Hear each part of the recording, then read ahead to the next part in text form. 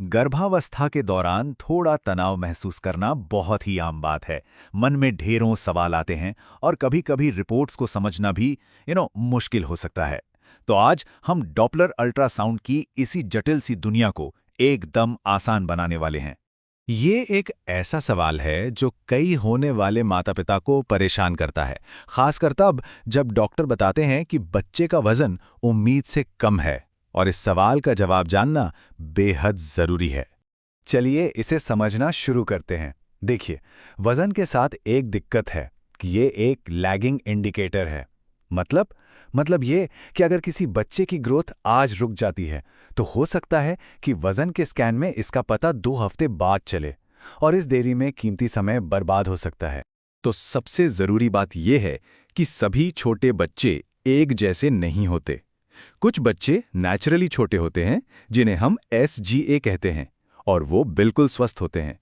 पर कुछ बच्चे FGR होते हैं, जिनका विकास प्लेसेंटा की किसी समस्या के कारण रुक जाता है।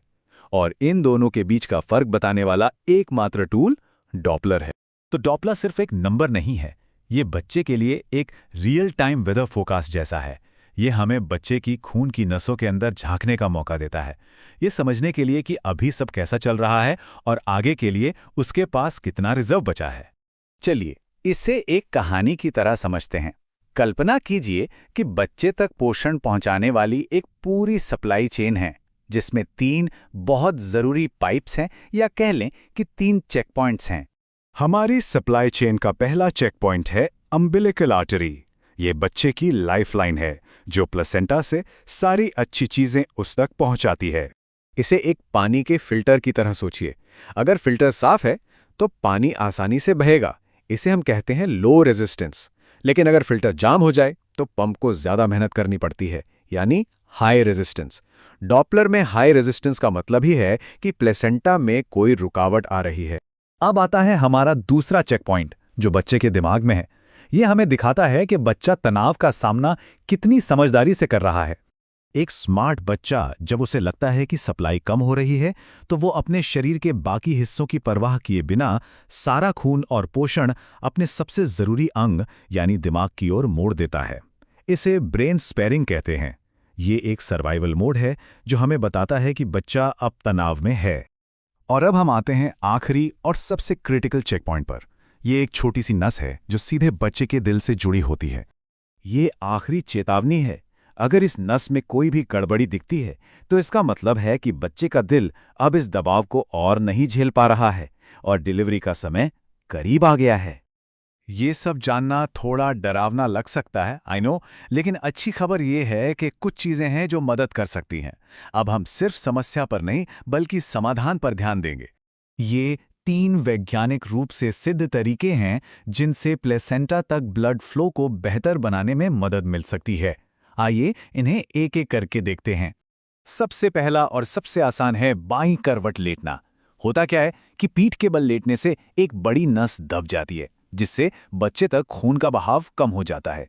बाईं करवट लेटने से यह दबाव हट जाता है और प्लेसेंटा में ब्लड फ्लो गेट दिस 30% तक बढ़ सकता है ना कमाल की बात। एक छोटा सा बदलाव जिसका बहुत बड़ा असर होता है।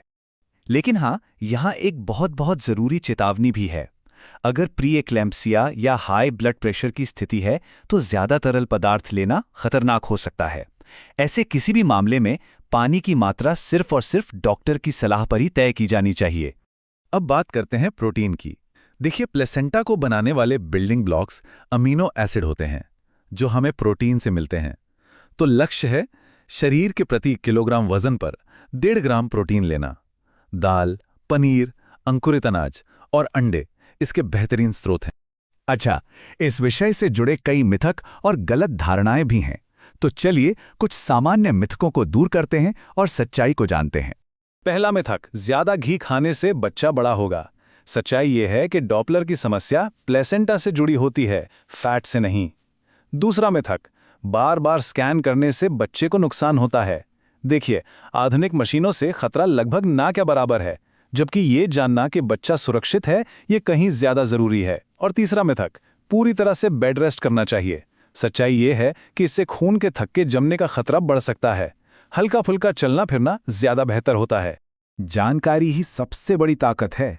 ये समझना कि किन चीज़ों पर नज़र रखनी है और आगे क्या उम्मीद करनी है, इससे आपको एक कंट्रोल और मन की शांति मिल सकती है। 2 स्कैन के बीच आप ही बच्चे के सबसे बड़े रक्षक हैं, तो इन खतरे के संकेतों पर जरूर नजर रखें। 2 घंटे तक बच्चे की कोई हलचल महसूस ना होना, शरीर में अचानक सूजन आ जाना या पेट के ऊपरी हिस्से में तेज दर्द होना, ऐसा कुछ भी होने पर तुरंत डॉक्टर से संपर्क करें। डॉक्टर स्थिति की गंभीरता के आधार पर निगरानी की योजना बनाते हैं। हल्के तनाव में स्कैन हर कुछ हफ्तों में हो सकते हैं, जबकि गंभीर स्थिति में हर कुछ घंटों में निगरानी की जरूरत पड़ सकती है, जिसके बाद डिलीवरी का फैसला लिया जाता है। और ये शायद आज की सबसे जरूरी बात है, डॉपलर आपको डराने के लिए नहीं है, बल्कि ये आपको और आपके डॉक्टर को सही समय पर सही निर्णय लेने की शक्ति देने के लिए है। अगर आपकी रिपोर्ट में कोई समस्या आती है तो ये आपकी विफलता नहीं है, बिल्कुल नहीं। ये एक संकेत है कि अब टीम वर्क का समय है। ये सुनिश्चित करने का एक अवसर है कि बच्चे को दुनिया में सबसे सुरक्षित तरीके से लाया जाए, ना एक दिन जल्दी, ना एक दिन देर से।